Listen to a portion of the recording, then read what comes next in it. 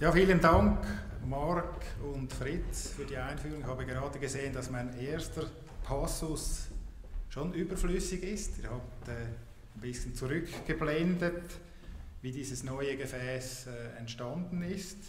Wirklich eine gute Veranstaltung. Ich war sichtlich erschlagen, als ich heute diesen Saal gesehen habe. Es ist umwerfend, wirklich gut. Die Budgetfrage habe ich natürlich auch noch gestellt, aber es ist im Rahmen, habe ich gehört. Wirklich gute Sache. Es freut mich außerordentlich, dass Sie in dieser großen Anzahl hier nach Bern gekommen sind.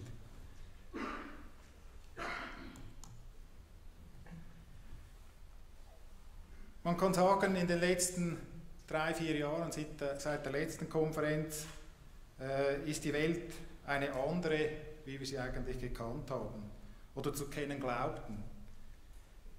Es ist nämlich alles etwas aus den Fugen geraten.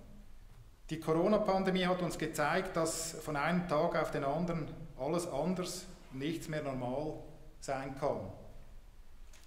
Auch einen Krieg in der Ukraine, ein konventioneller Angriffskrieg auf einen souveränen Staat in Europa, hätten wir so doch eigentlich für unwahrscheinlich gehalten, noch vor 2,5 Monaten.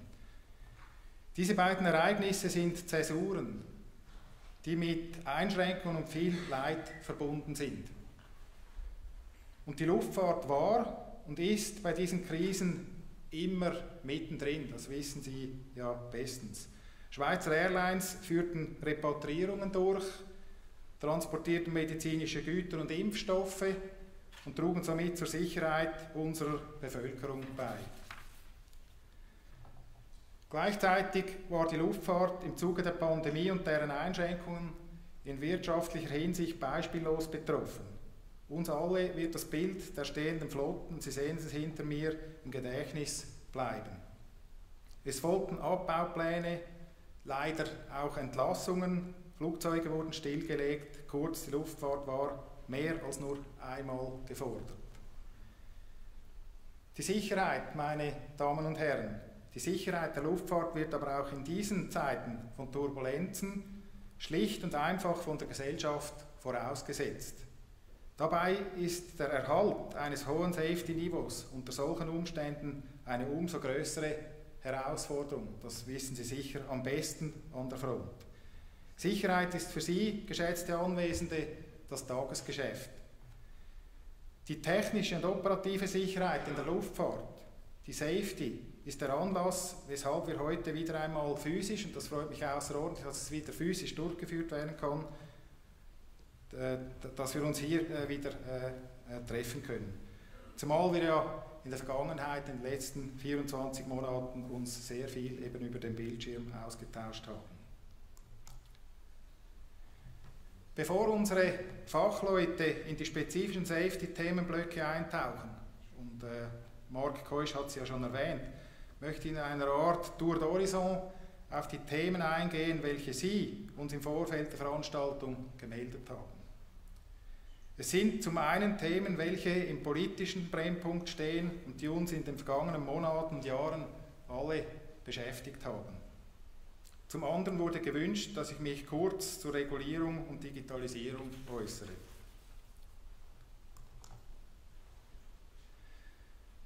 Der Krieg hat direkte Konsequenzen für die Zivilluftfahrt der Schweiz. Die im Winter noch stattfindenden Linienflüge zwischen der Schweiz und der Ukraine wurden eingestellt. Seit der Nacht des 24. Februar 2022 ist der Luftraum der Ukraine sogar gesperrt. Und die Luftfahrtinfrastruktur im Land ist infolge der Angriffe aus Russland stark beschädigt. Wir sehen tagtäglich Bilder davon. Zusätzlich werden auch neue Themenfelder, wie es auch schon erwähnt wurde, zum Beispiel Cybersecurity, vom Konflikt akzentuiert. Also wir werden ja nachher noch in einer separaten Session davon hören. Aber auch die politischen Konsequenzen des Krieges beeinträchtigen die Zivilluftfahrt der Schweiz. Das Sanktionsregime gegen Russland tangierte einen wichtigen Luftfahrtmarkt der Schweiz und hat als Folge, dass Flüge nach Asien noch schwieriger und auch um einiges länger werden. Sowohl der Beginn der Krise als auch deren Fortsetzung wird jedoch vom Batzel durch eine enge internationale Abstimmung begleitet. So nimmt das BAZL zum Beispiel in den Arbeiten betreffend EASA-Konfliktzone-Bulletin, wie auch im Safety Information Bulletin-Bereich, zum Beispiel in letzter Zeit auch bezüglich dem GPS-Jamming teil. Lassen Sie mich an dieser Stelle noch einige Worte zur BAZL-Tätigkeit der letzten 2 Jahre unter Einfluss der Corona-Pandemie machen. Was bedeutete das Coronavirus für die Arbeit des BAZL? Zu Beginn der Pandemie begaben sich natürlich auch unsere Mitarbeiter fast ausschließlich ins Homeoffice. Ebenso wurden nicht dringende Audits und Inspektionen verschoben. Obwohl in der Schweiz das BAG federführend bei den grenzsanitarischen Maßnahmen ist, hatte das BAZL alle Hände voll zu tun.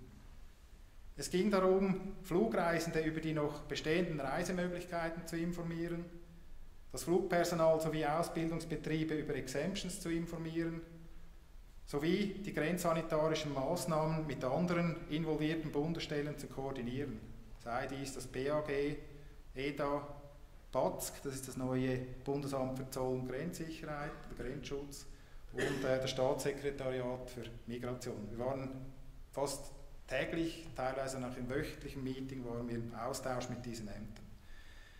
Im Grunde genommen ging es darum, Flugreisen in einem geschützten Rahmen zu ermöglichen und systemkritische Aviatikunternehmen am Leben zu erhalten. Innerhalb sehr kurzer Frist schnürten Verwaltung und Politik bereits im Frühjahr 2020 das Hilfspaket für die als systemkritisch eingestuften Fluggesellschaften Swiss und Edelweiss sowie die flugnahen Betriebe an den Landesflughäfen. Die dringliche Anpassung des Luftfahrtgesetzes sowie die Verpflichtungskredite zur Überbrückung von Liquiditätsengpässen wurden vom Parlament am 6. Mai 2020 beschlossen und per sofort in Kraft gesetzt.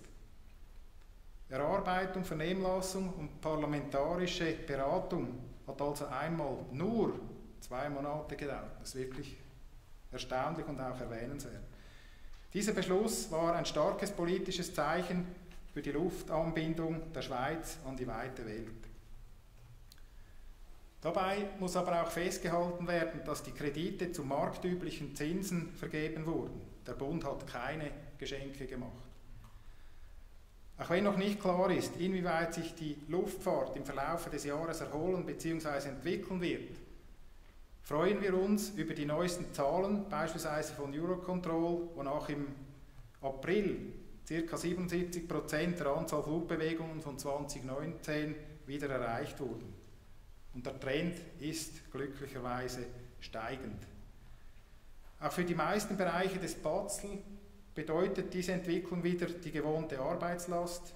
Die Bühz, wie wir sie kennen und wie an vielen anderen Orten auch, bringt dieses New Normal eine Mischung aus Homeoffice bzw. mobilem Arbeiten und Präsenz vor Ort mit sich.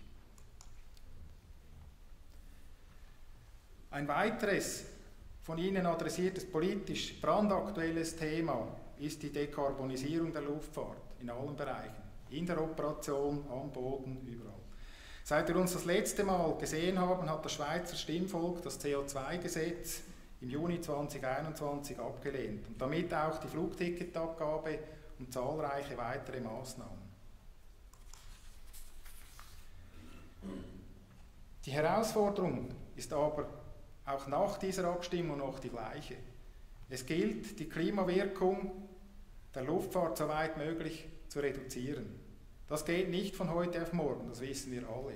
Und Kerosin wird die Luftfahrzeuge wohl noch auf Jahrzehnte hinaus mit der benötigten Energie versorgen müssen. Doch wie in anderen Bereichen hat die Dekarbonisierung der Luftfahrt in den letzten Jahren an Gewicht und Dringlichkeit gewonnen. Wir sehen das unter anderem am Vorschlag der Europäischen Kommission Refuel EU Aviation, der im Sommer 2021 im Kontext des Fit for 55-Pakets erfolgte. Auch für den Bund ist klar, das Thema Dekarbonisierung muss vorangetrieben werden. Das größte Einkorb, können wir sagen, der möglichen Maßnahmen zur Emissionsreduktion sind natürlich erneuerbare Flugtreibstoffe, Zuerst werden biogene Flugtreibstoffe zum Einsatz kommen, die sind ja schon erhältlich. Später die synthetischen Treibstoffe, die momentan in Entwicklung sind und dann mittels einer bestimmten Beimischquote eben mit normalen Treibstoffen gemischt werden. Die Branche hat sich bereits zur Übernahme von Verantwortung bereit erklärt, gestützt auf den Bericht Roadmap Sustainable Aviation vom April 2021. Haben Swiss, EasyJet, die Landesflughäfen Zürich, Genf und Basel und die Swiss Business Aviation Association eine gemeinsame Absichtserklärung verabschiedet. Das ist sehr erfreulich. Auch die Flughafenbetriebe haben Zero-Emissions-Ziele. Die Swiss hat im Sommer 2021 eine erste Ladung Biofuel vertankt und selbstverständlich laufen einige weitere nationale und internationale Aktivitäten. Lassen Sie mich an dieser Stelle sagen, dieses Engagement Ihrerseits wird sehr geschätzt und dies auf allen Ebenen. Auf der gesetzgeberischen Seite liegt mit der Neuauflage zum CO2-Gesetz ein Vorschlag vor für eine Beimischpflicht analog dem europäischen Vorschlag auf dem Tisch. Die UREC, also die Umweltkommission des Nationalrats, arbeitet derzeit parallel dazu an einem indirekten Vorschlag zur Gletscherinitiative, an einem Rahmengesetz, das Ziele formuliert. Das Batzel verfolgt die internationale Entwicklung genau und versucht, an ausgewogenen und international anschlussfähigen Lösungen mitzuwirken. Und vor allem diese internationale Abkommen oder diese Abstimmung ist aus meiner Sicht wirklich sehr wichtig. Also wir wollen keinen schweizerischen Alleingang oder eine Helvetisierungskomponente. Ich komme zu einem weiteren Thema, das viele von Ihnen seit Jahren immer wieder erwähnen und es Ihnen unter den Nägeln brennt. Die sogenannte Überregulierung. Regulierung steht für mich für einen hohen und absolut notwendigen Sicherheitsstandard, für Zugang zum internationalen Markt und für vereinheitlichte und möglichst vereinfachte Luftfahrtsysteme.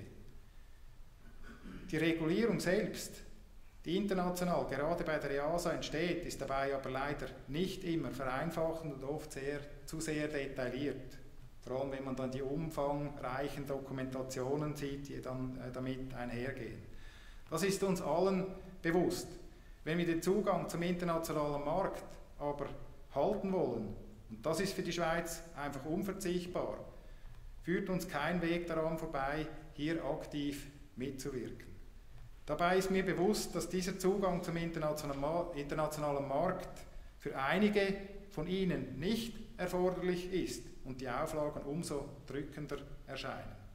Ich kann Ihnen aber versichern, wir sind in unseren internationalen und nationalen Tätigkeiten sehr bestrebt, das Über in der Regulierung so klein wie möglich zu halten. Dabei sind wir immer froh um tatkräftige Fachinputs von Ihrer Seite, welche wir in diversen Rechtsetzungsprozessen berücksichtigen können. Denn es ist klar, Überregulierung kann Ihrerseits Safety-Risiken mit sich bringen. Und ein Safety-Risiko habe ich schon am Anfang beseitigt, indem ich schon auf der Bühne stand. Ich hätte dann die Treppe allenfalls nicht geschafft auf die Bühne oder wäre gestürchelt. Darum, Überregulierung kann Ihrerseits Safety-Risiken mit sich bringen. Eine Vermeidung von Überregulierung ist entsprechend eigentlich auch Kerninteresse der EASA. In den letzten Jahren hat man sich deshalb auch international verstärkt mit adäquater Regulierung befasst und neue Prozesse geschaffen. Zu nennen sind hier beispielsweise die Better Regulation Agenda der EU, welche sich an den Prinzipien Subsidiarität oder Proportionalität orientiert. Auch das Instrument der Best Intervention Strategy, welche vorsieht, dass die Stakeholder zur besten Art der Problemlösung befragt wird von der EASA vermehrt eingesetzt. Der kürzlich publizierte Part 21 Lite, also im Bereich der Zertifizierung, oder der neu geschaffene Part KO, Ihnen sicher ein Begriff, sind weitere Beispiele für Bemühungen in diese Richtung. Auch in der ICAO werden vermehrt sogenannte Regulatory Impact Assessments eingesetzt. Abschließend zu diesem Thema möchte ich aber auch an Sie appellieren. Nicht nur das Batzel sollte auf internationaler Ebene immer wieder Einfluss nehmen. Auch Sie sollten, wenn immer möglich, Ihre Kontakte zur Einwirkung auf die internationale Regulierung weiterhin nutzen. Wir haben verschiedentlich gesehen, Beharrlichkeit kann sich auszahlen. Gerne wäre ich eigentlich auf dieses Thema auf dem Bildschirm vertieft eingegangen, also die Digitalisierung in der Luftfahrt.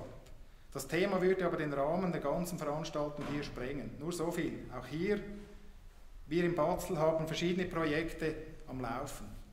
Ein Vorhaben, hier zuoberst aufgeführt unter dem Namen Digital Circle of Licenses, betrifft den Lizenzierungsprozess, welcher die Digitalisierung sämtlicher Schritte von der Prüfung bis zur Ausstellung einer digitalen Lizenz beinhalten. Wie Sie ja wissen, haben wir seit gut einem Jahr auch ein elektronisches Flugbuch in Betrieb und es sind sicher schon etwa 3000 Exemplare im Betrieb.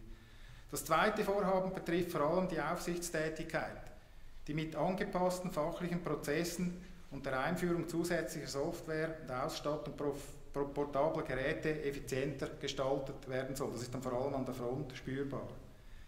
Das dritte Vorhaben betrifft die Erfassung von Luftfahrtdaten, die medienbruchfrei an die Flugsicherungsdienste übermittelt werden. Die digitalisierten Geschäftsprozesse sollen stets eine Rückverfolgbarkeit und Historisierung sicherstellen. Verehrte Damen und Herren, ich danke Ihnen für Ihre Aufmerksamkeit. Sie dürfen sich nun auf ein vielfältiges Programm, wie es ja Marc Keusch schon vorgestellt hat, freuen. Als nächstes werden Sie meine Kollegen Fritz Messerli und Marc Keusch punkto Operations und Safety beim Batzel auf den neuesten Stand bringen. Und am Nachmittag erwartet Sie der interaktive Teil, wie schon erwähnt, in diesen 4 parallel laufenden, spannenden Workshops. Ich wünsche Ihnen nun allen eine interessante und spannende Konferenz mit vielen interessanten Gesprächen und auch das Networking über den Mittag ist natürlich ein Bestandteil der ganzen Angelegenheit. Herzlichen Dank für Ihre geschätzte Aufmerksamkeit.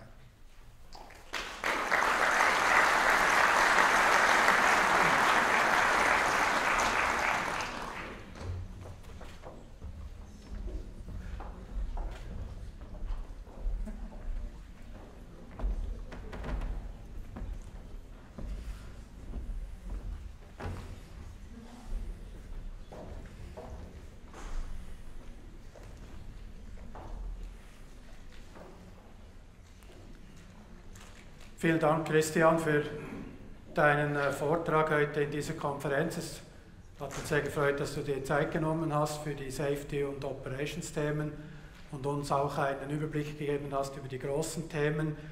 Und wir haben gesehen beim Eingang der Fragen, dass die Themen Dekarbonisierung, Digitalisierung und so weiter auch von Interesse sind auf Ihrer Seite. Das ist offensichtlich, wenn wir uns den großen Kontext anschauen, in dem wir uns bewegen. Maintenant, je vais vous présenter quelques réflexions de ma part. Je vais changer de langue, mais j'admets que on ne va pas voir beaucoup de français aujourd'hui dans cette réunion ici à Berne. Je vais éviter que je parle avec vous avec un accent dur de Suisse alémanique en français. So we will change to English now for the next speeches. The most common language in aviation, bad English, as you might have heard. So I will give you a few insights from my side. First of all, I would like to present myself. I'm actually new in the office. This is my first conference. I joined the office 15 months ago in the peak of the pandemic crisis. The first year was rather limited in terms of personal exchange with you, and I'm looking forward very much to improve this now in the next phase and to have more contact on a personal level when dealing with our safety oversight topics. I took over the division safety flight operations from Roland Steiner in winter 2021. And I'm now glad to lead a team with 7 sections dealing with safety oversight in the area of flight operations. As you see on the slide, I joined FOCA from the industry with a background mainly in aircraft operations and air traffic control. So I'm new in the area of helicopters, for instance. I'm still learning a lot in this domain, and I'm as well new, obviously, in the area of aeromedical services, where we have a section as well dealing with oversight. Just a brief overview of the scope of safety oversight in FOCA with regard to flight operations. We have, by May 2022, 46 operators holding an air operator certificate. We have 49 ATOs, approved training organizations, in the area of airplane and helicopter. We have 57 NCC, non-commercial complex declarations. We are dealing with 12,800 aircrew licenses and so on. So we see an overall increase in volumes of certificates, declarations and licenses during the last 2 years. So the Swiss aviation system in our domain proved to be resilient during the pandemic crisis, and we even see a growth. That's basically good news. We had some elements shifting. For instance, in the training area, we had much less airline pilot training, obviously. As far as you know about the situation in airline, that we had a substantial reduction of airline pilot training, but on the other hand, we had an increase, and a substantial increase, in the private aviation domain, and obviously in the domain of flight instructor training. So the pandemic phase was used by the industry to enhance training in the area of flight instructor training, and to close a gap that existed before in this area. This gives the possibility to make an optimistic outlook for the future. The system proved to be resilient. There are economic perspectives for the coming years, and with the resilience in the system, we will master upcoming crisis events, as we see now, for instance, a war in Europe, or other things that we cannot imagine at the moment. And what we learned in the past 3 years is that things are coming up that we couldn't imagine before.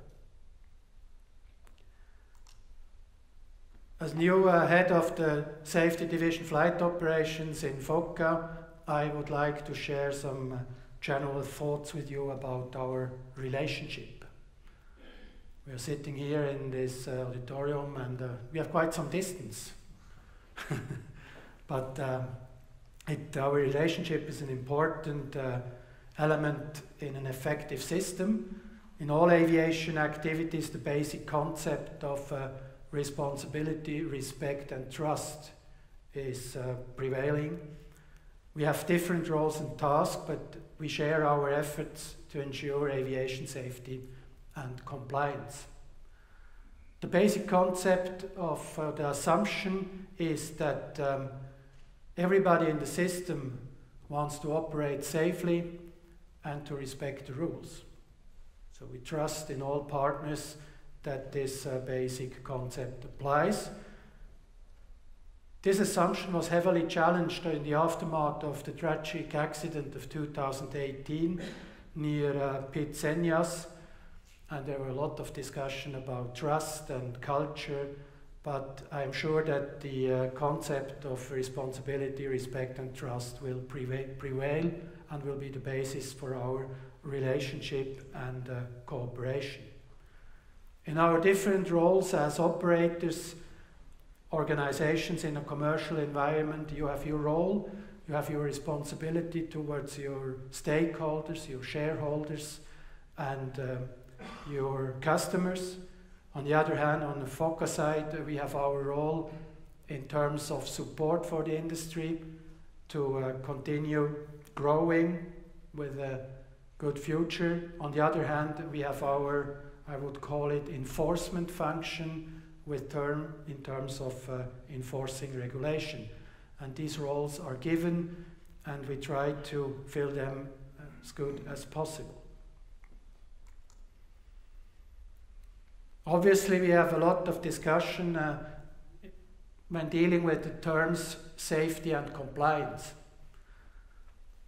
The title of the slide is Safety and Compliance. It's not safety versus compliance or safety or compliance. Safety and compliance mean that we have two main interests. One is to be safe in a way that we have industry best practice in the Swiss aviation system. On the other hand, we need to be compliant. We have a rule set. The director talked about the future rule set, evolution of regulation. Obviously, there are efforts to improve regulation, to avoid excessive regulation, but in safety oversight, we are dealing with the current regulation, and this scope is given, and in this scope, when dealing with compliance and safety, and you see on the drawing that the compliance is the overall concept, we know that there are regulations not directly influencing safety, but we are dealing with both, but we have a clear intention to shift the primary focus of oversight to the safety relevant issues. That means that effectivity and maturity of safety management systems is a major concern in our oversight activity to improve the outcome and the safety performance of all involved partners in the industry, and obviously especially in the area of flight operations where mainly the risk will become evident. And flight operations is always the area where you see the outcome of all activities you make to have a safe system. I would say something about the regulation and compliance management. The director mentioned the term in German, it's Überregulierung, excessive regulation. We see that excessive regulation is a mega trend in Western society. So that's not something linked basically to aviation activities. You have in all areas of your life and in all business areas, we see an evolution of regulation that goes into a direction that you have more and more. We see that when voting next weekend, for instance, a new law about the use of internet streaming service, for instance. New laws are coming up, and the speed sometimes is increasing in terms of regulatory activities. We see the same effect in aviation, in our system, obviously. We try to influence EASA as far as possible to change the trend, but today it's an existing reality. And how can we deal with that? On our side and on your side, it's the compliance management process. And we have to be clear that non-compliance is not an option. That's evident. Non-compliance is not an option, even if we think that rules are better or worse. Nevertheless, we have to be in the frame of the rules when doing our business. And FOCA has a role in enforcing rules when we look at safety oversight. However, effective compliance management can be an advantage. It can be an advantage for your organizations, especially when we look at your market access, your time to market for your services, and at the end, evidently, in terms of cost. A good compliance management on the long run will reduce your cost in this area. And there is the compliance management pitfall. I used a drawing from a kit. So we have in the EASA system one advantage. Nothing goes fast. So you will see upcoming regulation years in advance, and new regulation will not appear on the screen by surprise. So there is time to deal with it. If you have a new regulation or you have a project, you want to enlarge your scope of operations or something else in terms of a change. And when we are able to reduce the red phase here in the process, the resistance against the new rule or the upcoming challenges in the area of compliance, then we will be more efficient in our cooperation, and we will be better in our relationship. So I invite you to have a close look at your compliance management process and to cooperate in the best possible way with our safety oversight sections in order to have an efficient system, an effective outcome, and a good relationship. In terms of safety management, my colleague Mark Keusch will later go into the details, but it's a main concern as well from our side in the safety oversight division of the FOCA. We see the three cornerstones of safety management systems. Risk management. Risk management is a continuous task in all flight operations, if it's a school or if it's a CAT operator or other activities, and it's about culture and attitude. Safety and risk management as a culture and an attitude that will lead to a safe outcome. And obviously risk management is an integral part of all aviation activities, not only in flight operations. Reporting and continuous improvement. If we think that we are good enough, we will be at risk. We all know that. To establish learning culture in the industry and in FOCA, and to identify trends is a common interest of FOCA and the industry. And then just culture. Mark will say more on the just culture issue. We have these discussions with regard to reporting process, with regard to sanctions. When we talk about enforcement of rules, then we come in this area. I took the definition on the slide again to see the basic concept. Mark will say more about the details, how we deal with it in FOCA. It's a current evolution. Just culture is very important, and just culture is not only blame-free. Just culture has two functions, and we will, together with you, improve our just culture application in our doing when doing safety oversight in flight operations. My last point, taking the point from the director about digitalization, he mentioned the overall concept we have in FOCA for the coming years. Digital circle of license is this concept you can see here on the screen with four main functions. As Christian mentioned, we established the digital logbook concept a year ago. We are now in the project for the digital licensing information system. We have the full specification ready. We did some stakeholder involvement about the setup of the system. It's a system to cover the full licensing process with a web access interface for all organization and individual using the licensing process.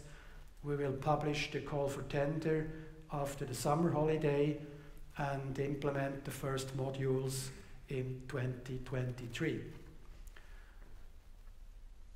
The digital document management systems, that's a main issue we have in all organizations now. We see that we have digital document management systems in ATOs, AOC and other organizations, and we are currently adapting our processes internally in our oversight sections that we are able to deal with the digital documentation. So the centuries of Gutenberg are over, no more books, and we are getting into XML web-based formats, etc., and the exchange between FOCA and industry in terms of documentation exchange will evolve. And it's obvious that the final ambition is to have an industry web access platform for all interactions between FOCA and operators and other organizations. For that we need a strong involvement of the industry stakeholders, and don't forget when administration is doing digitalization, the public procurement rules apply. So when we intend as FOCA to buy a software, it's a different game compared to your organizations. It's about time, it's about WTO call for tenders, etc., with all legal possibilities, and that will take more time than I expected when I joined FOCA 16 months ago. It's another over-regulated area in our system. But nevertheless, we are on a track to implement these features and to make sure that we have a digital interface in the future. But never forget, it's about interfaces, digitalization, but aviation safety is still an analog world. It's about human behavior, human performance, and it cannot be mastered by exchanging data in a digital system. It's still a personal issue between individual persons and organizations. And in view of that, I wish you safe operations. I'm looking forward to our workshops in the afternoon. I will now hand over the floor to Mark Keusch to go further in the details of safety and safety management. Thank you very much.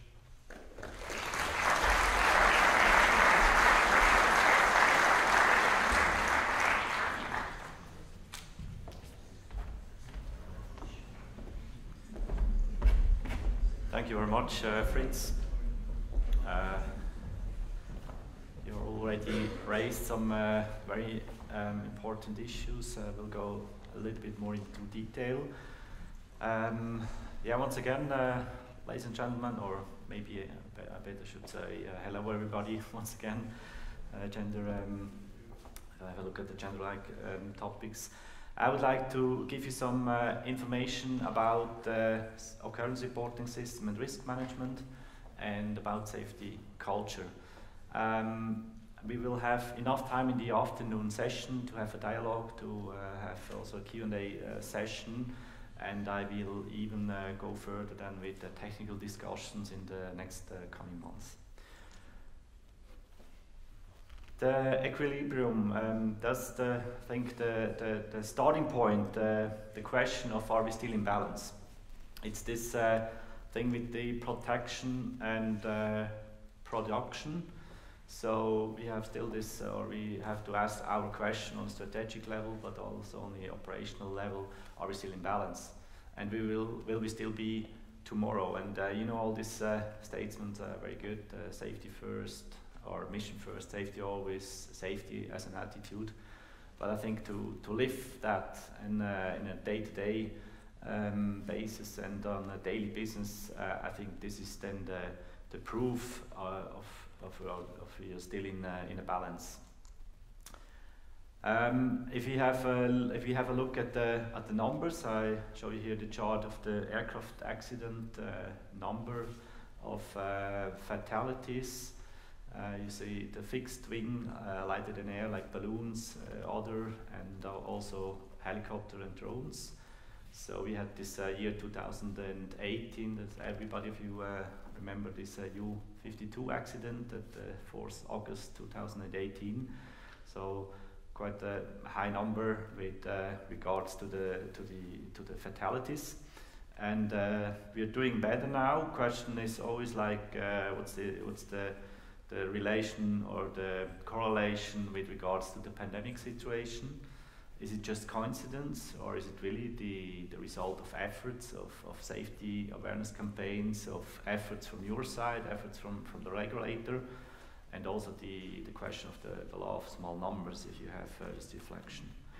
So in below chart you can see the relative figures and the absolute figures on the left hand side, and the relative figures on the right hand side compared to 10,000 movements. So that's the question here if you have a look at the statistics, and that's also a question because here you're looking into the past, and you always have to look forward.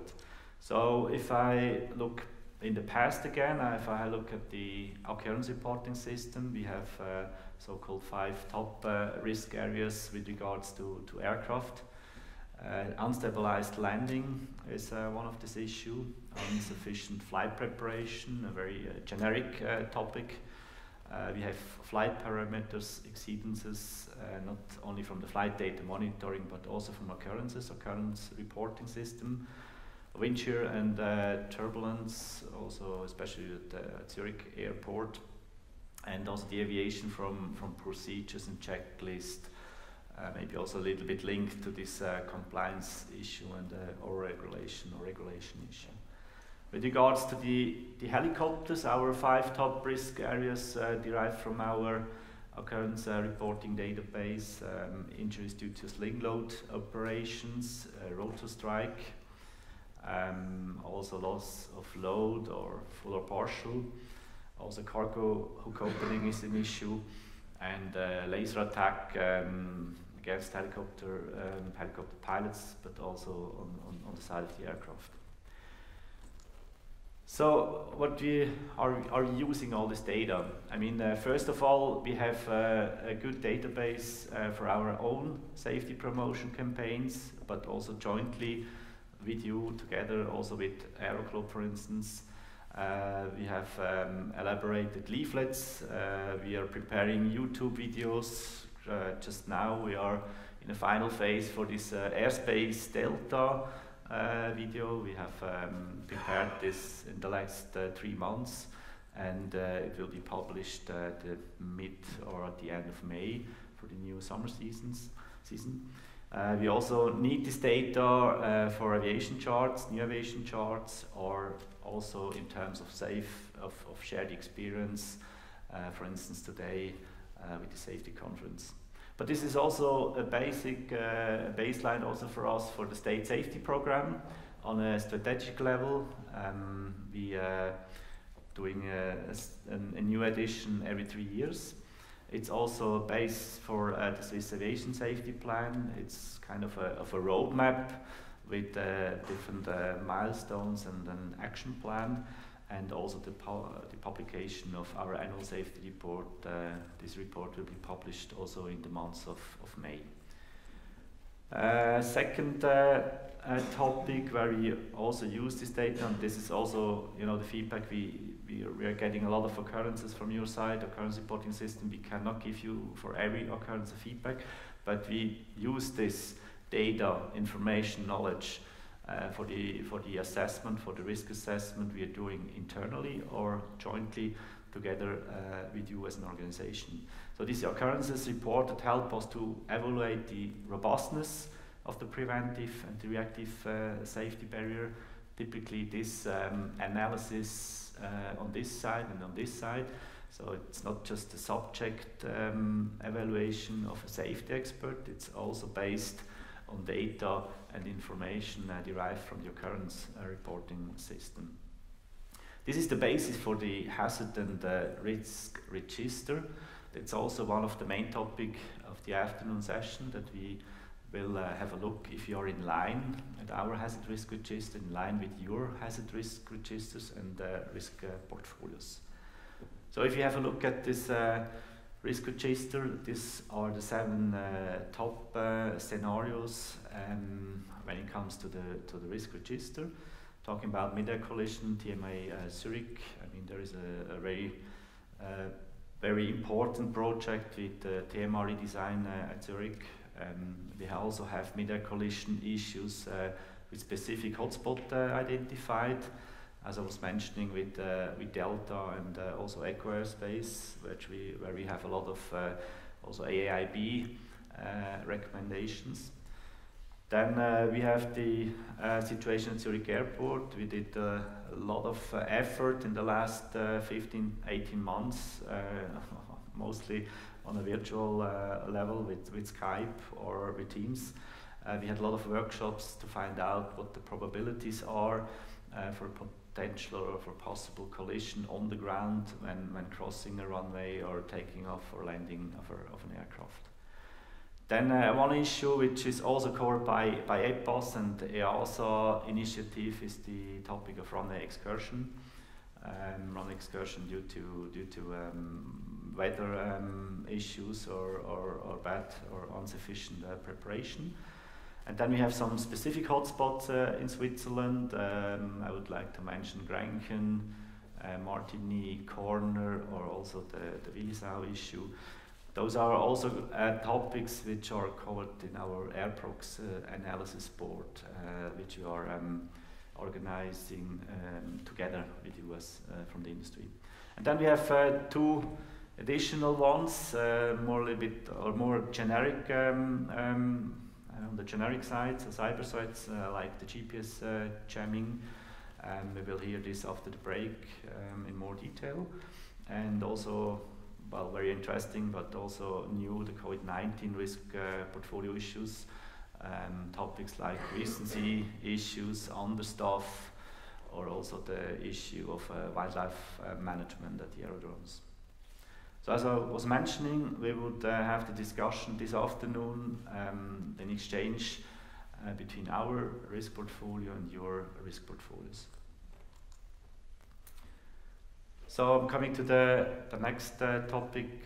Fritz was already mentioning this. He used three pillars. I use four, just a detail.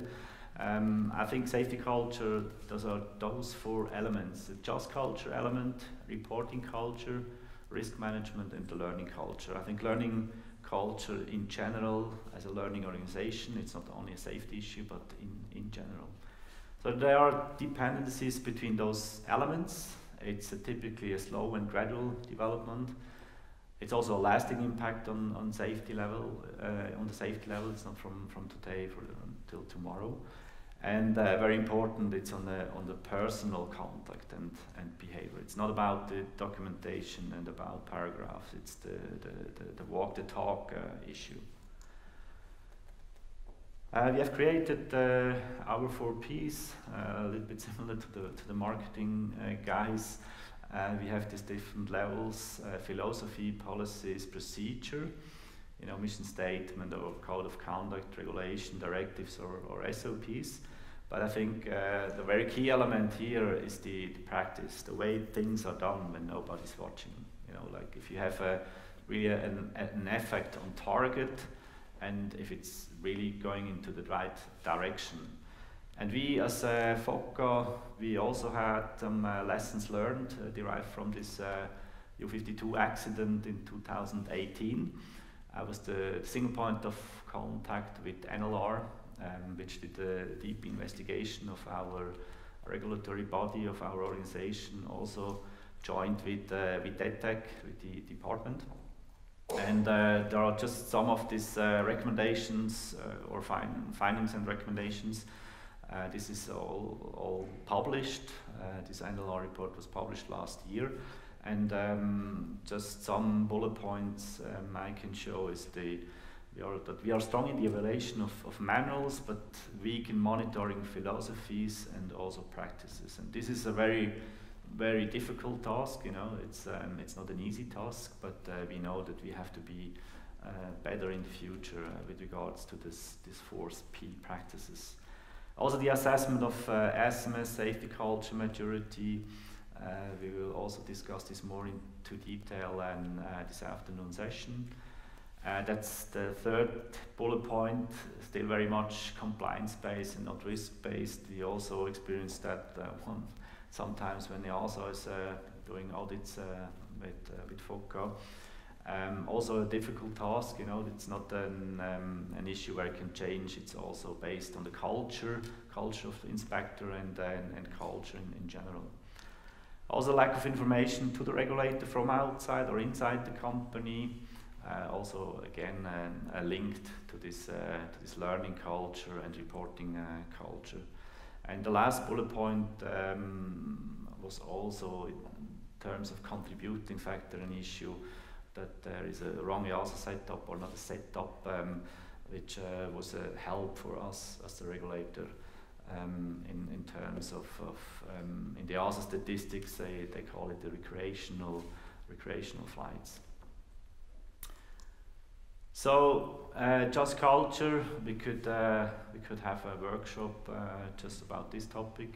I think it's a very interesting topic. Also very interesting because you have the safety world, but also the world of installed laws and lawyers which have a different view, and that's also quite normal.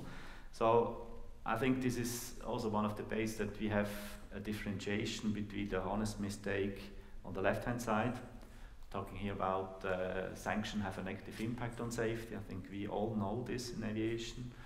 What went wrong, what are the lessons learned, so the shared experience issue, and also the sharing the experience issue, which is very important. And then we have on the right-hand side, I think you would also agree with this, that there are some deliberate violation, negligence or gross negligence, so fahrlässig or grob fahrlässig. There aren't any excuses. It's also important that there are consequent punishments, and there has to be also feedback and a closed loop. So that's also with regards to leadership, that if there are cases like this, that there is also feedback also to the staff, to the management, that this is not tolerated. Now the question is, where is the red line, and who defines where it should be drawn? You know, so there you have different opinions. You have some cases which are clearly on the left-hand side, on the right-hand side, but then you have some cases which are somewhere in the middle. We did this experience last year. We had some safety culture workshop within FOCA, and we also had some cases there elaborated, and there was some good discussion. I think the discussion itself also helps to come that we are coming closer to our targets.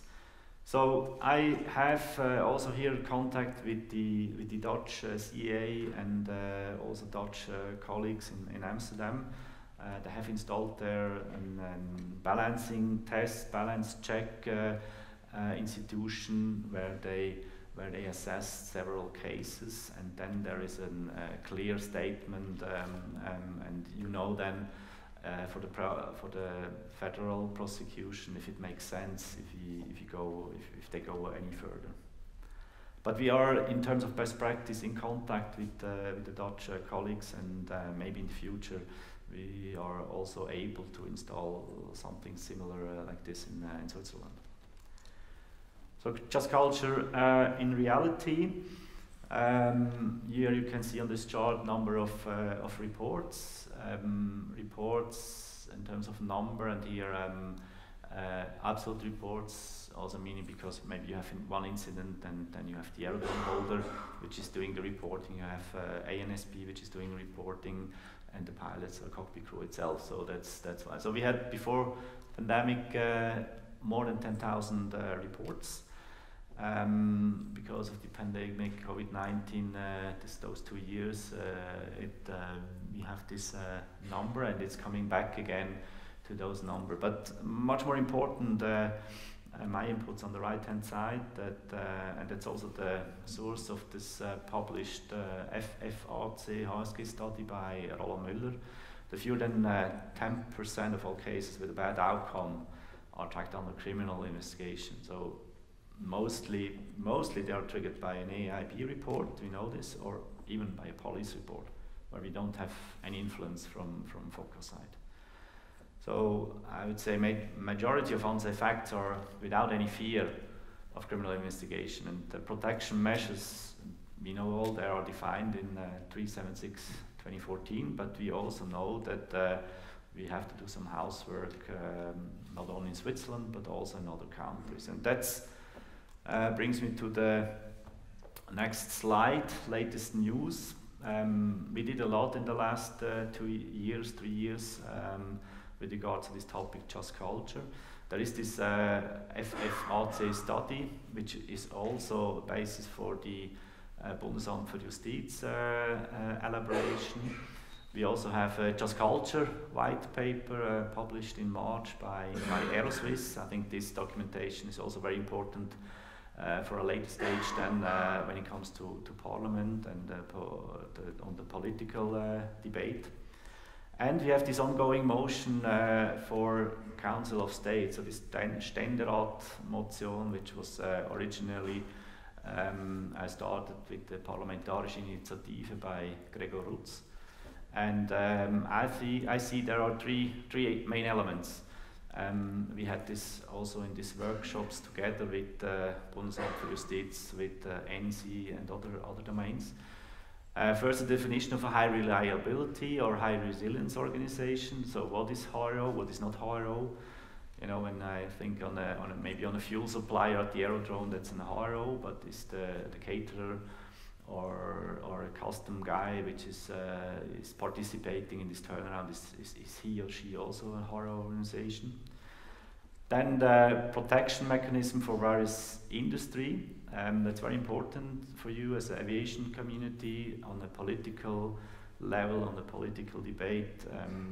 There is the people, the parliament, they would like to not only have a special solution for aviation, so it also has to be covered medicine, railway, power plants, and you can imagine if you take all this issue from medicine, this is a very, very difficult task.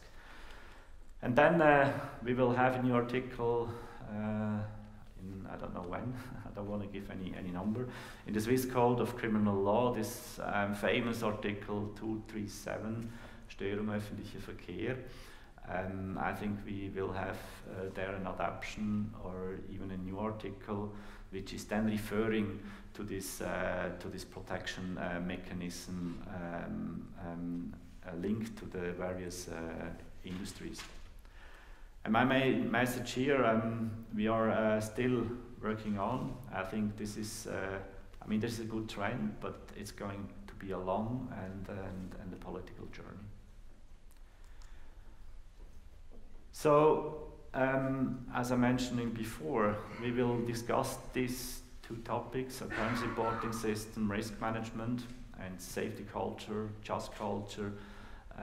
Furthermore, into detail in the afternoon session. And I have also planned to organize some technical discussions in the coming months, very similar to the NC. The NC has also Fachgespräche, technical discussions, and I would like to find out there also on a bilateral way what your views are, and if there are any possible improvement and lessons learned from your side. So with this slide, I come to the end. Thank you very much for your attention.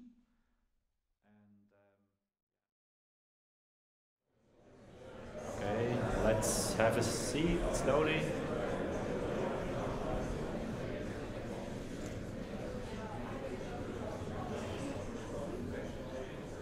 Okay, so welcome back. I see there are a lot of interesting discussions going on, so networking is in place. Yeah, that's good.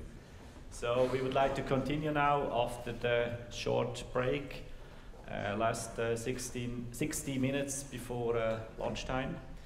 Just two administrative organizational issues. First of all, once again at 1:30 here in the auditorium will be the training organization part. So it's not in the Crea Viva as it is on the program, so it's going to be here 1:30 in the auditorium. And secondly, I got an input. One of my slides was the aircraft accident and serious incident number, and there was on the right-hand corner was an HB X-ray Yankee, and it didn't mean that there was this specific aircraft. There was more the intention that they are only the HB immatriculated aircraft. So sorry for that. So now we're gonna switch over to a very interesting topic. It was also in terms of the topic of interest mentioned. It's not only an aviation issue, it's a general issue. I would like to welcome Mr. Martin Strohmeyer as a guest speaker today from Arma Swiss. He's a senior scientist at the Swiss Cyber Defense Campus at ETH, and also visiting fellow of Kellogg College at Oxford. The main focus of his work has been the design, implementation and analysis of security protocols for cyber-physical systems and networks, and specifically those used in critical infrastructure, found in the air, on the ground, but also in space. Martin is also co-founder and board member of the aviation research network Open Sky, and responsible for coordinating research activities there. Before coming to Oxford in 2012, he received his Master Science degree from TU Kaiserslautern, Germany, and joined also Lancaster University InfoLab 21, and also Lufthansa at this time. Martin, thank you very much for being with us, and we are very pleased and very interested in your presentation. Thank you. Thanks a lot for the introduction. Thanks for having me. Thanks to FOCA for having me. Yeah, let's jump right in because I have a lot I will try to cover. I don't really need to talk a lot about this slide because we had a very extensive introduction already. Thank you. Just maybe saying that for 3.5 years now, I've been with Arma Swiss Science and Technology. So if you're not familiar, the procurement arm of the Swiss Armed Forces, and we're looking at cybersecurity in general. My personal job is, as been stated, really looking at critical infrastructure, aviation, military and civil often use the same systems, obviously. So we're looking at both at the same time. Today I will cover just civil aviation. The campus, briefly, we do a lot of things. We do security tests, consulting. We collaborate with industry. We collaborate with other federal institutions such as FOCA. We obviously collaborate with the universities, Swiss and foreign universities. We have different campuses at ETH, EPFL, so that's where most of our researchers are based. Now, yeah, let me give you the abstract of what we think about cybersecurity in aviation. And just to preface this, we're not looking at, ransomware, classic IT sort of cybersecurity. That is super important, of course. If your ground systems, they have ransomware, they're not working in your airline, you're not flying, but then that doesn't really impact safety directly, right? I mean, if you're not flying, then it's pretty safe as far as we are concerned. Also, it is not necessarily, from our point of view, an industry or a sector-specific problem. Like ransomware IT problems, it's the same everywhere. There are best practices, you can implement them, but that is not very aviation-specific. So we are really looking at those technologies that are relevant or exist only really in aviation. What we did around 10 years ago when we got into this, we have a mostly engineering, computer science background, computer security. Yes, I had worked at Lufthansa, but we were not aviation experts. So we sat down, with air traffic controllers. We sat down with pilots and we asked them, what sort of systems are relevant in your work? What communication technologies do you use? How does really air traffic control, how does it work? How do the aircraft communicate with the ground, with each other, with satellites, and which flight phases? So we created something like this picture here, and say you see ground-based navigation aids, some being even like almost obsolete 10 years later, being phased out. You have obviously GPS, as we've heard. You have ADS-B Mod S becoming highly relevant over the past decade. You have data links, CPDLC, ACARS, collision avoidance system, FLARM, also a very Swiss topic, of course. And many other things, some FISB, TISB are really just American topics. But we said, okay, let's look at all of these systems. Let's have a look at the standards. Let's have a look how these are built and whether they are secure. Turns out, none of them have any security. There's, like if you look at the standards and you do a Control F and search for any keywords, security, cryptography, anything relevant, they don't exist. Like you will never find anything. It's just not being considered. Why? Because these are legacy systems, right? So many of them might have been developed in the 70s, in the 80s, in the 90s, or even if they're relatively newly deployed, like ADS-B, they really date back 40, 50 years. And same hardware, same software. There has been no consideration for cybersecurity. Why is this now a problem, actually? What has changed?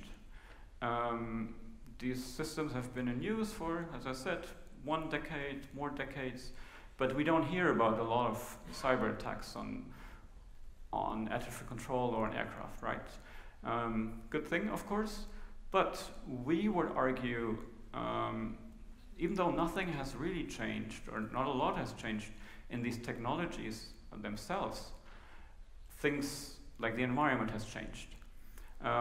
One is on the side really, and this is not just aviation, but certainly also, all domains are trying to become more efficient.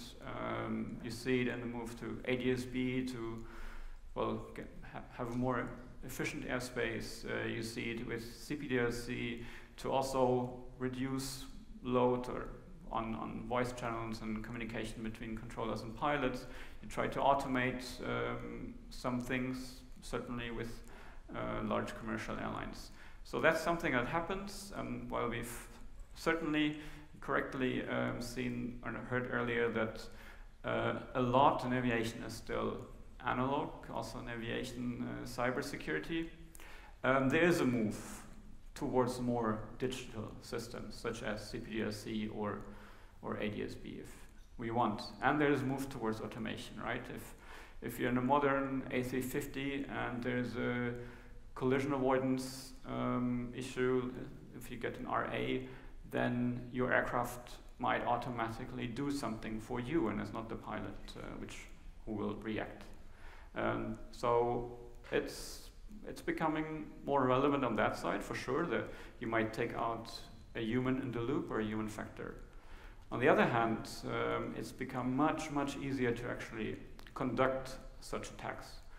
For all of these 12, 15 systems that we've seen on the last slide, you can basically download software online, and you can use it with your software-defined radio. We have some examples here.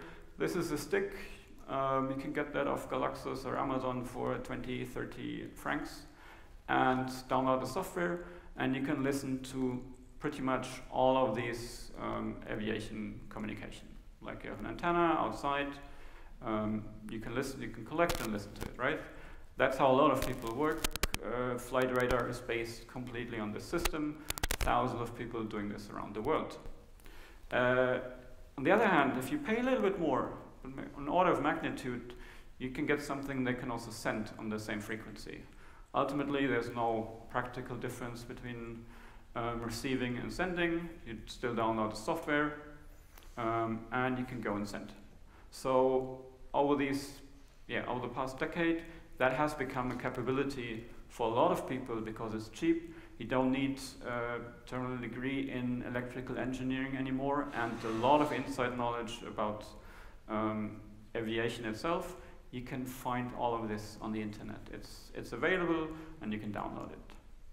And that has changed the environment fundamentally. From our perspective, this changes the threat model from what used to be a purely, electronic warfare one, like militaries, nation states, attacking military or civil aviation systems, right? That has always been the case, but that is not our concern, that is not your concern. That's something that the military then has to deal with if that really happens. However, now there are a host of actors who could also affect cybersecurity in an aircraft or on the ground. Passive observers, as I said, you can listen to all of these unencrypted technologies. That doesn't require much.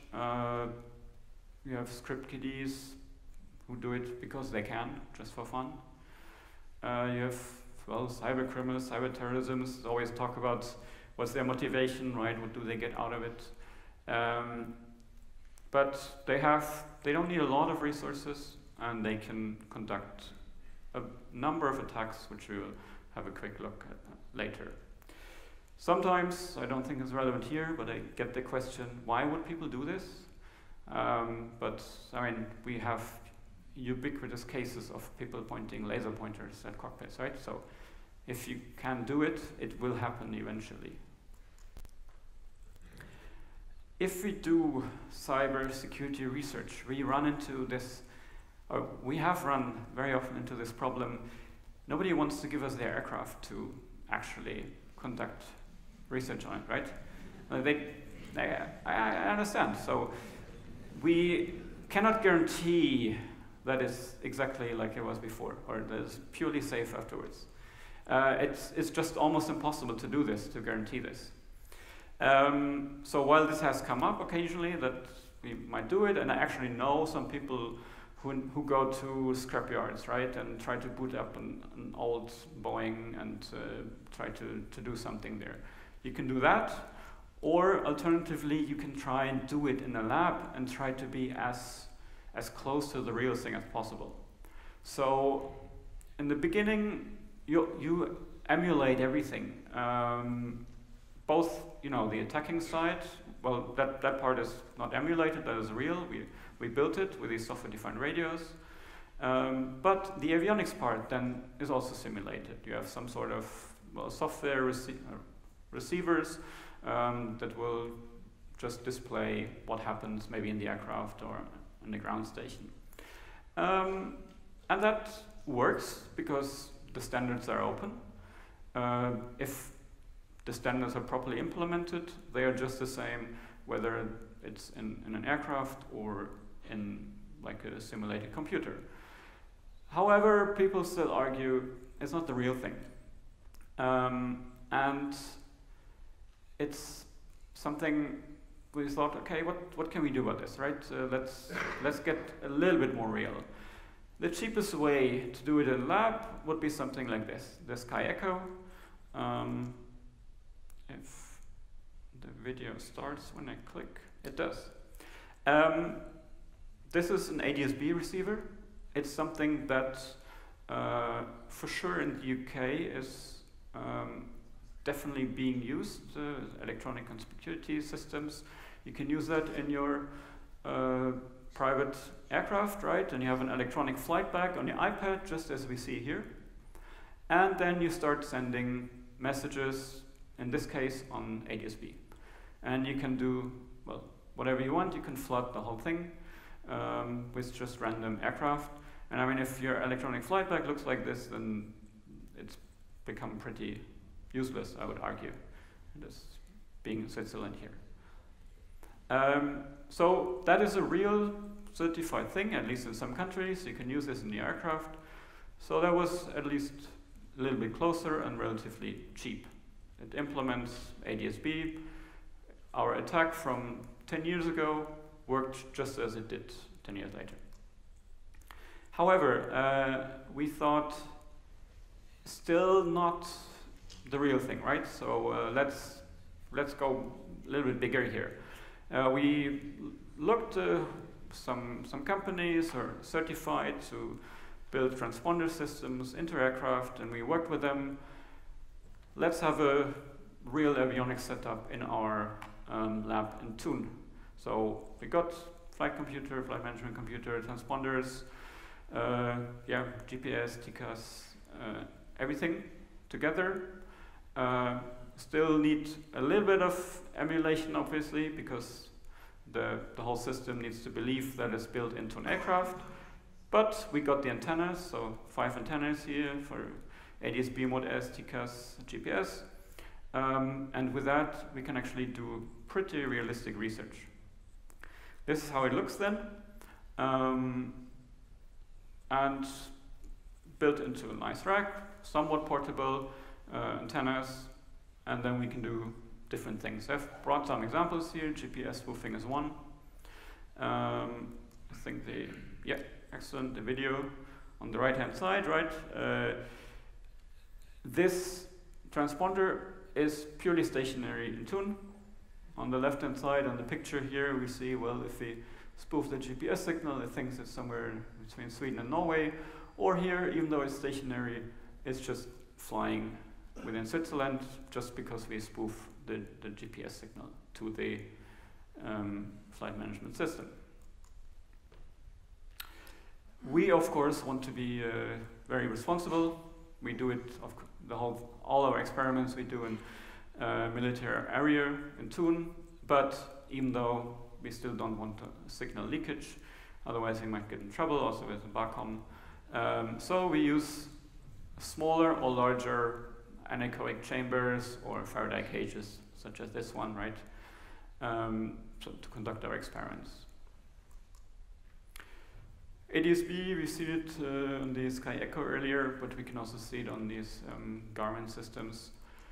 TCAS works just the same. You see some videos here of, in this case, you will only get some TAs based on ADS-B spoofing, right? But you can do the same. Like if your collision avoidance system looks like this, you're probably very unhappy, rightfully so. And this is, I mean, wherever you look, this is the same. Like, I think in 3 or 4 weeks, we will have a talk at the security conference looking at FLARM, which is just the same. So again, as a collision avoidance system, we had the same demo, just with the FLARM setup. You can also get real resolution advisories on the system. It's a bit more complicated, so I don't have a video yet, but it works in principle.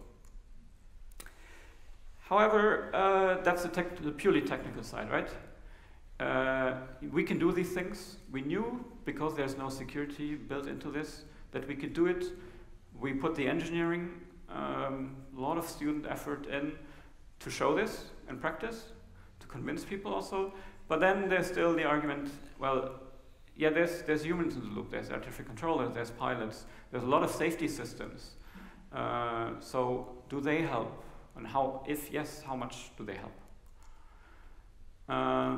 You will be very familiar with the Swiss cheese model. However, if you apply this to security, to cybersecurity, it doesn't apply really. From a computer security perspective, such defense in depth approach, or like, you have these slices and these whole layers that you have in your safety, defense, they work pretty well, right? If you have a problem, you can find the hole and get rid of that hole, and you have more layers and redundancy. However, if you have a deliberate attacker, they know where the holes are, right? That's just very different. You can jump from one layer and one hole to another. You can attack several redundant systems at the same time. you can talk over VHF pretending to be air traffic controller, right? And at the same time, you can attack ADS-B, Mode S, all of these radar systems. There's nothing that stops you from it. It increases the complexity just a little bit that you need to do it at the same time. But purely from a computer security perspective, it's not a problem. It helps a lot against safety, against like natural hazards, mechanical failure, but not against the deliberate human intelligence.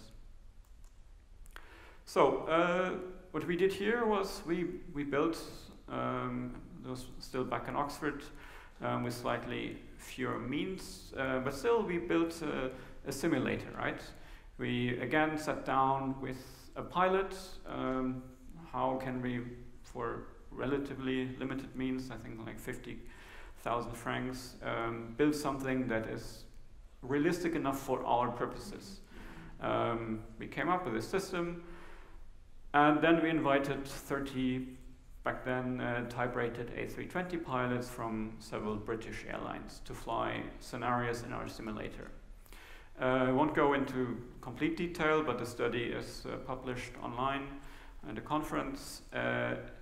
4 different flights they had to do. One was just a familiarization flight, so they understand our setup. And then we had 3 attacks. They wouldn't know about these, of course. Yes, if you're in a simulator, you always expect that something will happen, right? Because otherwise, why are you in there in a simulator? But we didn't tell them what we would do or how or when or anything. So we attacked the collision avoidance system, basically the attack you saw earlier, the ground proximity warning system, and instrument landing system, ILS as well. 30 people had a pretty good, broad, different experiences here. We had some flight officers, senior flight officers and captains, really people from 5 years experience up to 30 years of experience in one case. TCAS, I've shown you the video, right? So we know that it's insecure, just so you can visualize the attack a little bit better. What we did in this flight simulator scenario, we had somebody on the ground basically inject a false intruder into the TCAS system, just as in the video. So that would cause, in the pilot's aircraft, would cause some sort of resolution advisory, and we would see, well, how do they react? It would happen several times, just to really drive the point home and see what happens. Goal was, will they react to it? Can we really have a kinetic impact on the aircraft, right? Can we send some messages and force the aircraft to do something? And it turns out, yes, you can. 2 lessons, really. One is, well, people, if you send 3, 4, 5 RAs in a row, they will switch the system off. They will realize it's a malfunction of some sort, and they will switch it off. But that also means that you actually lose a safety system for the rest of your flight, right? I mean, it's there for a reason, a very good reason. So yeah, after roughly 4.5 RAs, they switched it to just TAs, and then they actually switched it to standbys a little bit later. Most of the pilots continued, so they would fly the first couple RAs, and then they would realize something is wrong. Most of them would then still continue en route. Some of them would decide to do some maneuvers, trying to diagnose, well, what is wrong here? I don't see an aircraft, it's good weather, so why am I getting these RAs? Some of the pilots also said, okay, this doesn't seem really safe to me, something is wrong here, and they actually turned back. So that's something that happens only in 2 of the 30 cases, but it did happen.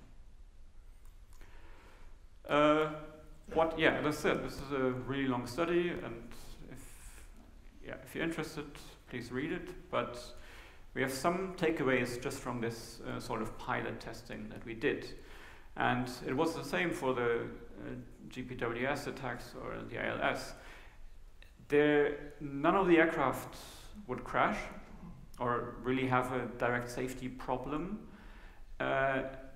which is partly also because that wasn't our aim. Like, we had good weather, we had perfect conditions otherwise, because we we didn't want people saying, "Oh, you made this deliberately hard," or try to create something that isn't there, right? This was the best possible circumstances for the pilots.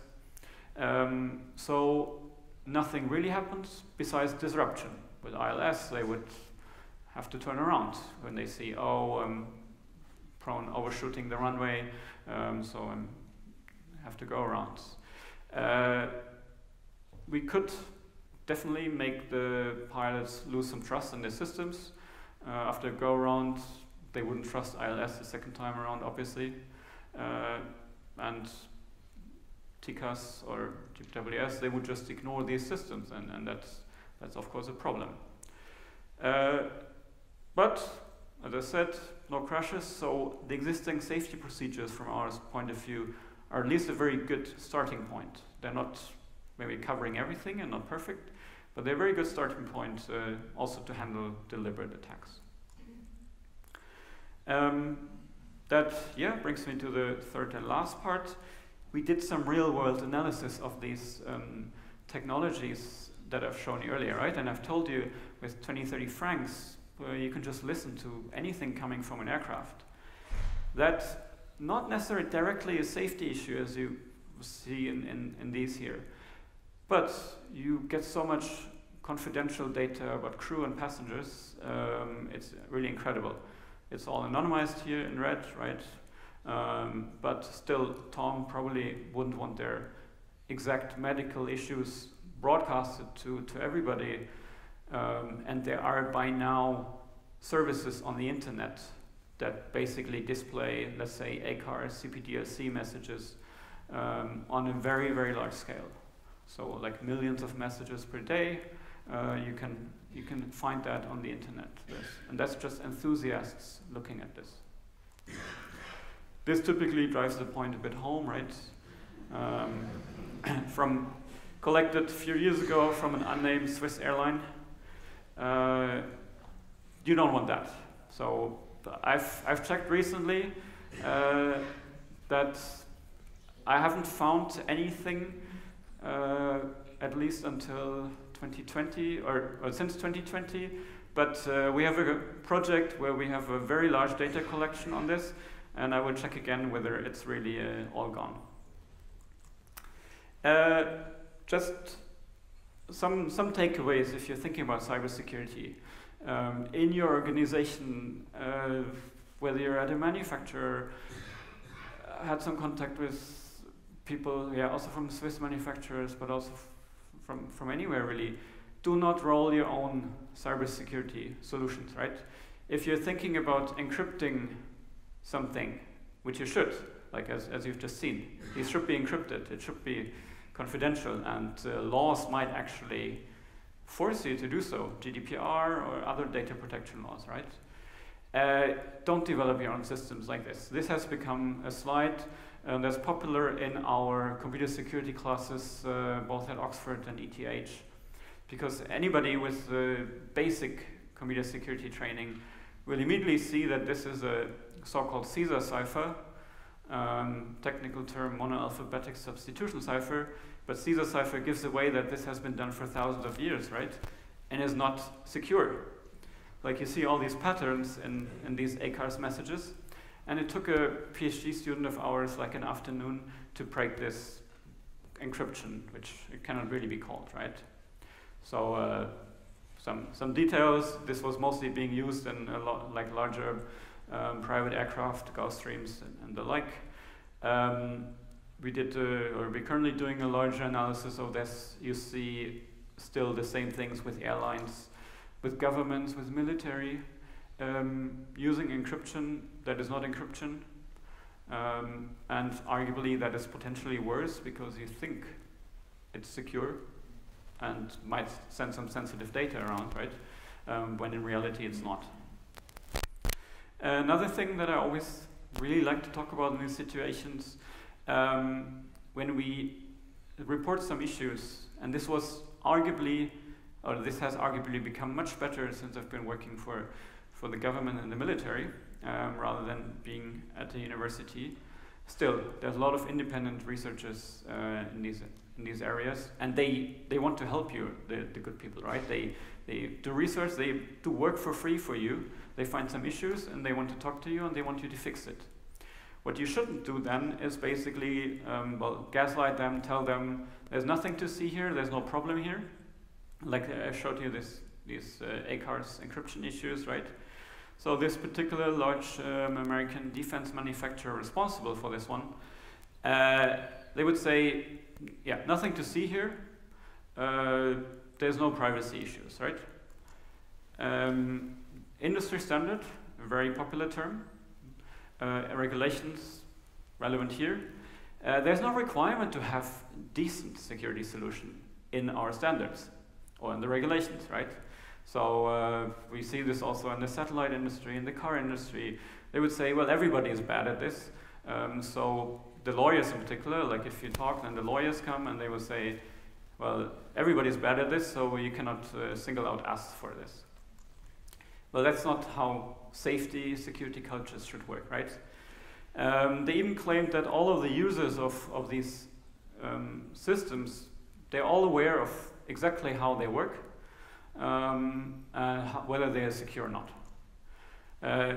After that comment, we went and tried to find the manual. And the manual here said, well, do you want to encrypt ACARS downlink, right? And if I'm a user, I'm not really an expert, but I must be a specific expert looking into these, collecting my own data, and I'm clicking this, then I think I'm good, right? I'm secure. I'm encrypting my downlink, and my data is confidential, and nobody can listen to it. So, yeah, I think that's a bad take by the manufacturer here, saying no, everybody knows it's insecure, so nothing to worry. They're all responsible themselves, the users. I mentioned the credit card thing, right? So it was ongoing for years after we reported it. Let's see whether it's still ongoing. But this is one of the examples of internet web pages where you could just also enter credit and find some credit card data from ACARS. Yeah, that's my last slide. Some takeaway lessons. For you, I hope they're useful.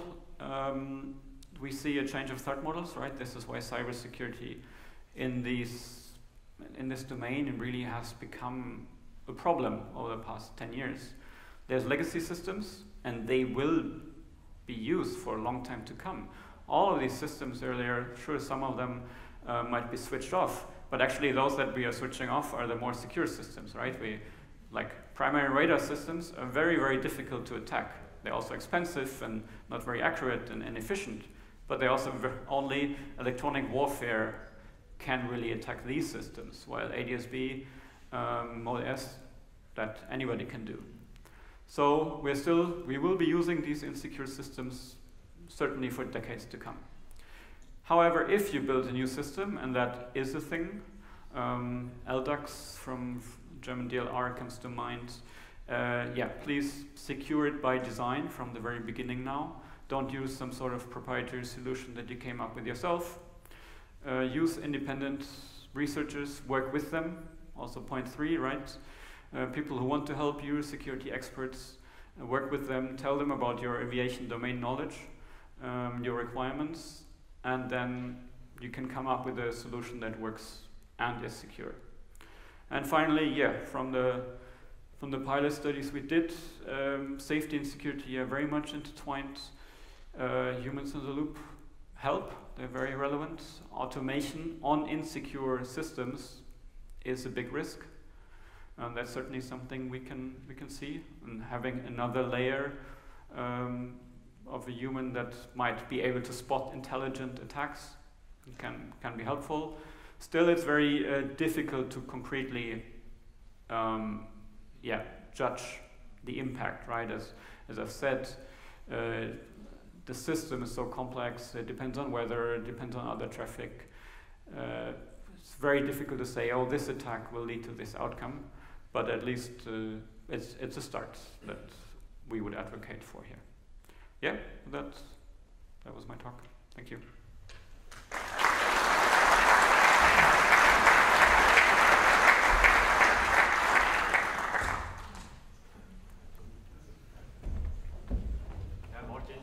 Thank you very much for this presentation. It was very interesting.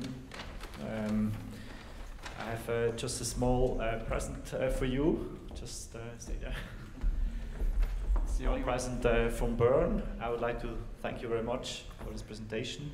We will have the chance to have some questions afterwards, and you also will be here for lunchtime. Yep. So you can go to him also during lunchtime. Thank you very much, Martin, once again. Thank you. So we will just to continue with the second part linked to aviation cybersecurity, and Christoph Schneider from FOCA. He will give you some inputs and thoughts linked to the new EASA-Part-IS. Thank you very much, Christoph. Thank you, Mark, and good morning, everyone. And thank you for your interest and the opportunity to have a quick, short speech about cybersecurity at this conference. My topic I'm going to present is the upcoming EASA-Part-IS regulation, which has appeared at the horizon, and how it contributes to cyber resilience in civil aviation.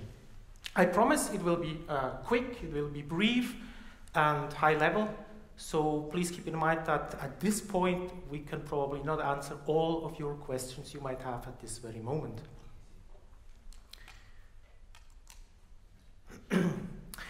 Maybe a word about myself, who I am. I'm Christoph Schneider. I have worked for FOCA for a little bit more than 1.5 years in the role as a cybersecurity program lead and coordinator.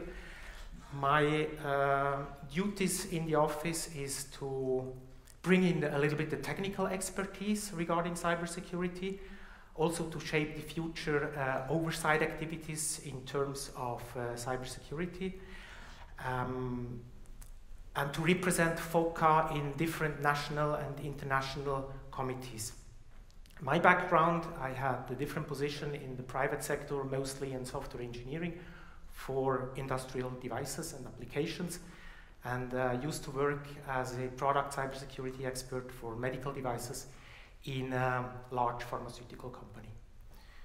The reason why cybersecurity has been widely recognized as an important aspect in all different domains is not only due to the fact or due to the sometimes spectacular and global incidents, attacks which have become public, but maybe more importantly due to the fact that we as an economy and as a society increasingly perceive data and processes in a digital fashion.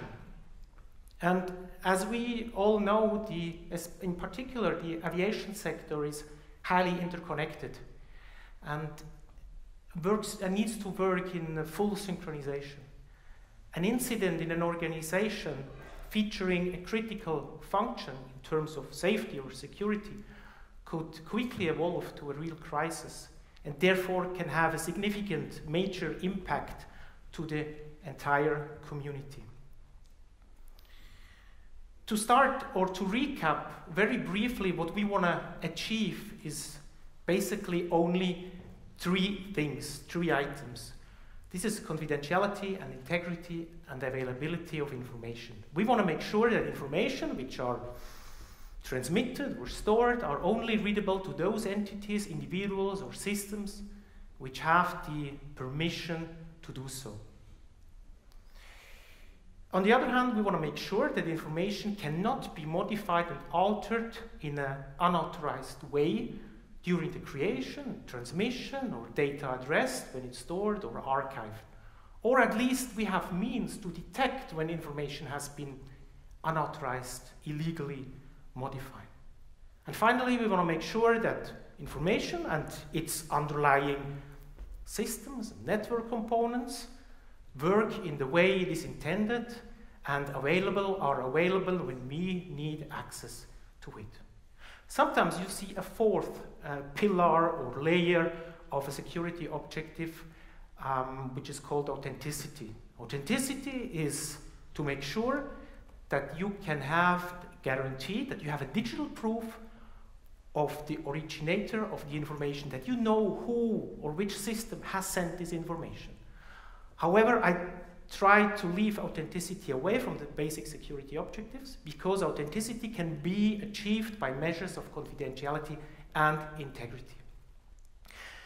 The Part-IS regulation is trying to achieve those objectives in terms of aviation safety. But you, as a representative of your organization, in addition to aviation safety, have other objectives as well. For example, business continuity. You want to make sure that your critical business processes are adequately protected as well.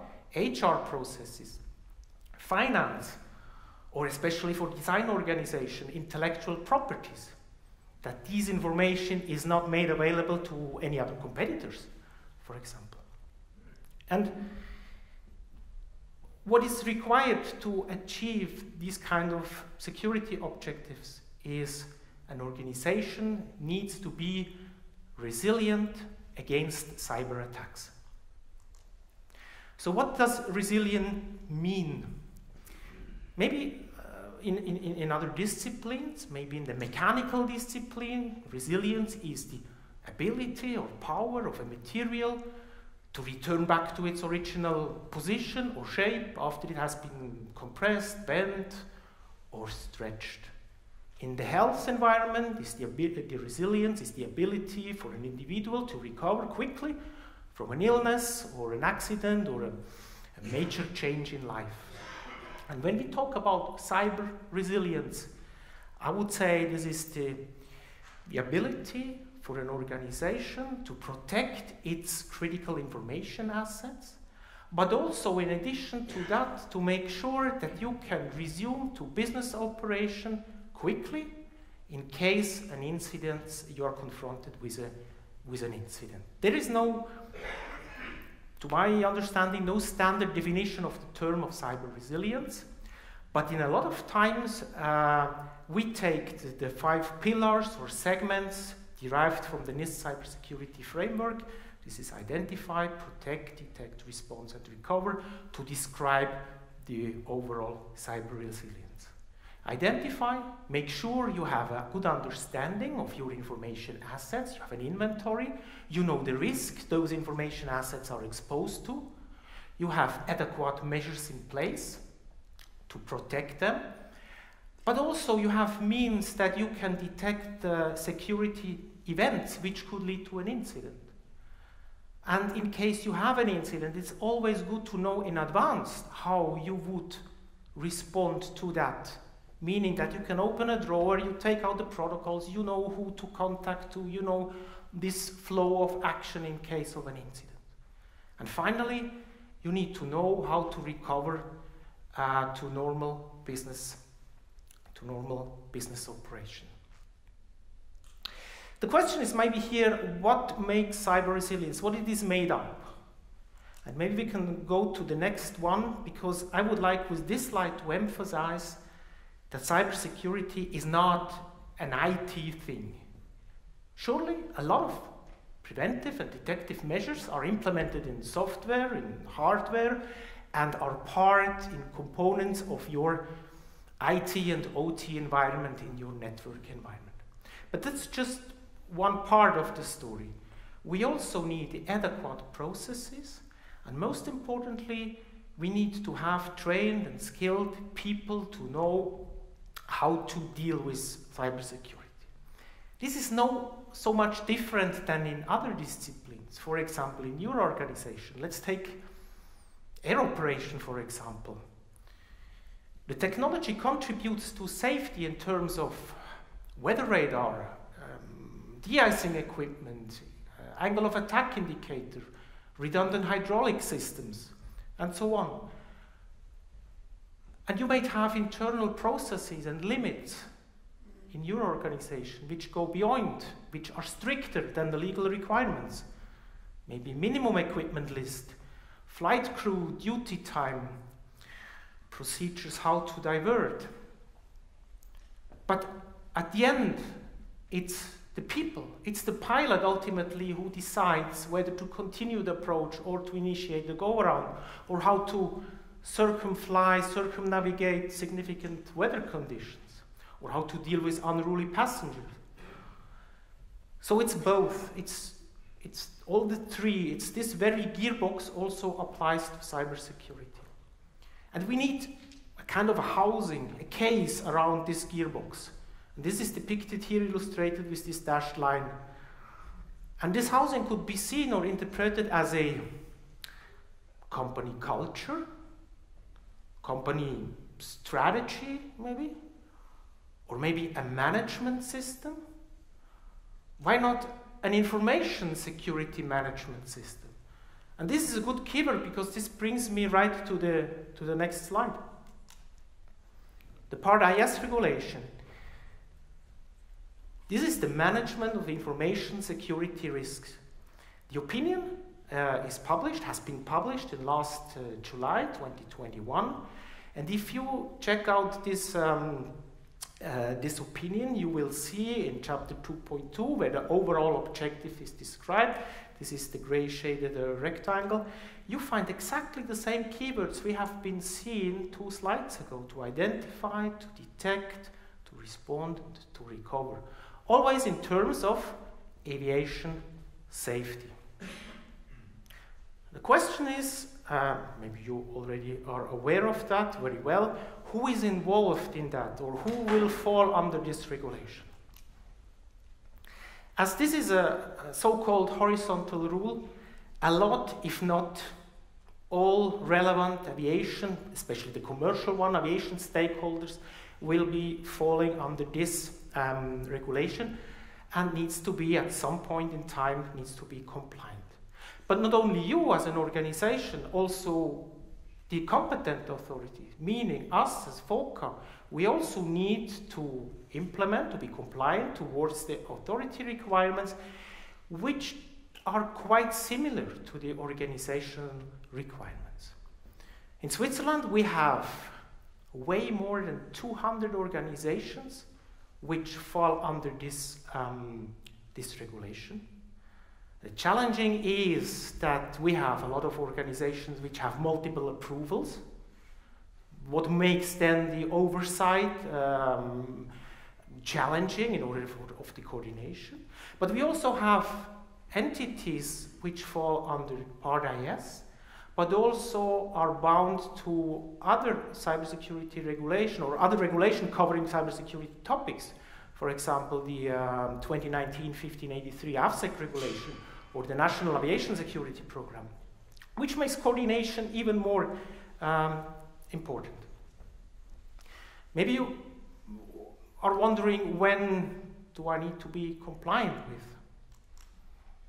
Or before we go to that point, this slide I like to visualize a little bit the textual based content of it to emphasize the main portion of the regulation. Essentially, the organizational requirements is to establish an ISMS, an Information Security Management System, with its major component, like an information security policy, a risk management process, which comprises of a risk assessment process and risk treatment. You need to have well-defined roles and responsibilities. Probably you want to have an implemented internal review process. And as this is a management, there is also a continuous improvement process involved in order that you can gradually improve your maturity regarding information security. There are other obligations in the rule, but primarily it is the establishment of an ISMS. Another one is a reporting